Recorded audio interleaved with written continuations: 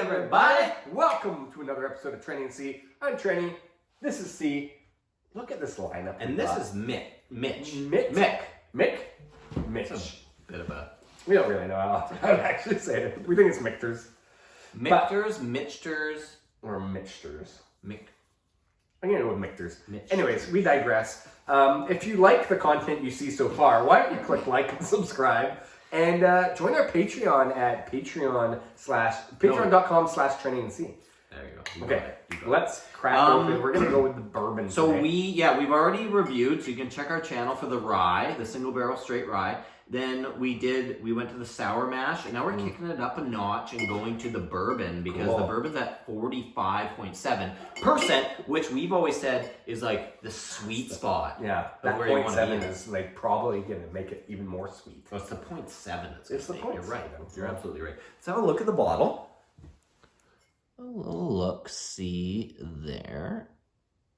She's a beaut. I mean, they do have like a pirate's kind of. It's like you would dig that up on like a beach. It's kind of rough. It's almost like chest. It's been burnt or something, you know. And they got the little paper things. I really like the packaging. It's really nice. And also, depending on where you live, it could be in the United States, you can get these at a reasonable price. Absolutely. We've mentioned this before, but this is one of our introductions to, I'm going to say higher end bourbon. That's right. Or the premium brand. The premium, because at one point in time when we tried this stuff, 5-6 years ago, it was, you couldn't find bourbon where we live. Like there was Jim Beam and Jack Daniels, and then that was like that's about it. Yeah. Everything beyond that was like, oh, a little treasure showed up. Yeah. So when we finally tried this, it was like, Michter's lineup was there. Yeah. Okay. Let's get cracking. Let's get popping. And by the way, thank you to Michter's Bourbon. Yes. For being our a part sponsor of this. Our sponsor. Yeah. Thank you. Okay, here we go. 3, 2, 1.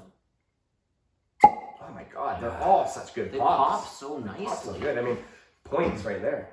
Well, you were yammering on. I was reading the back. Right. There was not really anything interesting on the back. So it's bourbon. So it's bourbon. It's going to be 51% corn. At least. So far in their other Aged lineups, they generally use like a rye and a malted barley. Yep. And, we'll see. Small batch Kentucky straight bourbon. So it's got a little bit of age to it. And as I recall, it's going to be delicious. Oh, so here we go. Well, we bought one of our first major purchases that we ever spent good dough on. Big dough. Big dough was the Michter's 10-year-old. The 10-year-old bourbon. Yeah, and that was... There's a long legend to that one. Yeah. It fell from a shelf yay high and somehow pirouetted through the air, landing on its bottom, and it had a big chunky glass. Perfect plie. Yeah. Chunky glass bottom. Smash! And it just stayed there. It was just fine. The legend grows. I heard that it just landed straight without doing anything. Yeah.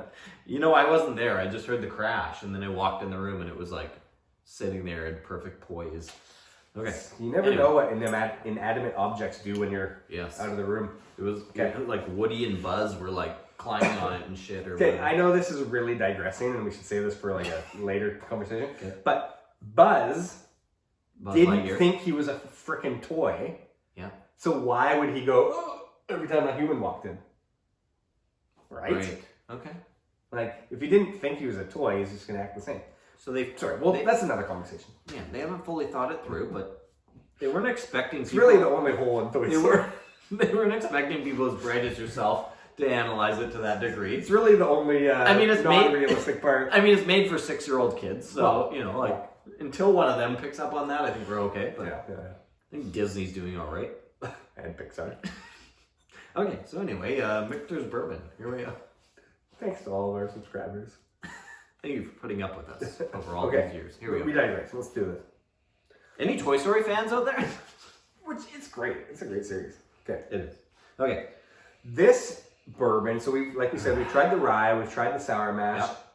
To me, this has a more dense level of sweetness compared to the other ones. Some of them are relatively musty-dusty in the sweetness. Yep. I'm personally getting a little bit more of that classic kind of corn-forward, brown sugars, vanillas.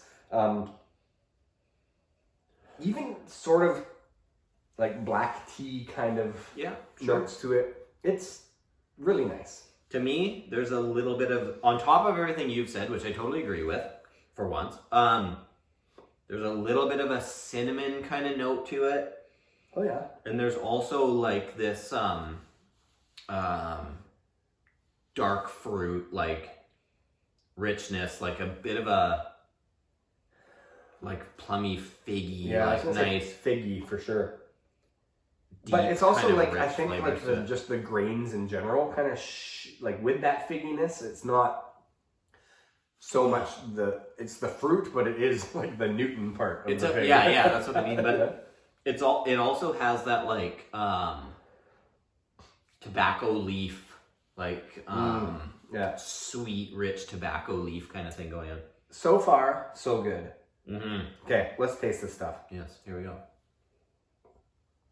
We wasted enough time talking about Toy Story, so. Okay, right away on the flavor.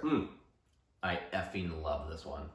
So effing good. Actually, pardon my language. I'm getting that that sweet kind of tobacco leaf thing on the flavor a little bit more. I don't even care. This is just what I want bourbon to taste like. We're no longer reviewing whiskey. It's like, yeah, it's good. Enough of your big words. No, but it's like, this is my jam right here. This is my jam. This is what I want. A lot of the sweet spots of what you want a bourbon to act like. So it's not over sweet. No. But it's not. But it is sweet. Yeah. It is sweet. It's not like over oaked. Like some of the other Michters, you definitely notice the oak. A bigger oak on it. Yes, that's nice. But you're right. It has the right sweetness. It's got a little bit of that. It has a little bit of that almond. What's the marzipan, like almondy, like a little bit of nuttiness, a little bit of like tobacco-y, leathery, sweet and rich and brown sugar. Like it's got everything a bourbon should have. And I would say like the this is like the encyclopedias, like bourbon.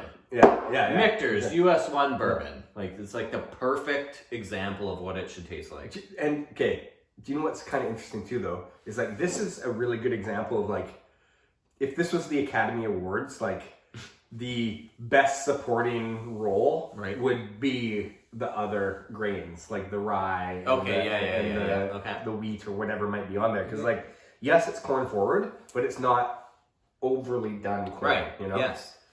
Yes. Well said. Great analogy. Academy Award winner. But like best supporting actor. Okay. I think this was my Trinity C Awards. Like this was like the first year. Yeah. I think I chose this as like my whiskey of the year. Yeah, it was definitely. And like all of a sudden, it's taking me back. Sense. Like it's like. Well, maybe I knew what I was talking about back then. And that's what I was just going to say. Is like, it's been years. Yes. And we've tried countless. Hundreds, perhaps thousands of whiskeys since. True. And for us to like come back well-versed and experienced and come back to this and be like, still wow. love it. Yeah. So, again. Well played. Try this stuff Well played, Mitch. Or Mick. It's a bit derogatory. Yeah. Okay. So, anyways, if you haven't already, click like, subscribe, patreon.com/TrinityC. Yeah, this is and so good. Get involved in some of our awesome giveaways and our, our private live streams and all the fun stuff. Yeah, there's lots of good stuff going on. Okay. So, cheers everybody. Oh, this one's so good. Even sounds good. Oh, it's great. Trinity C.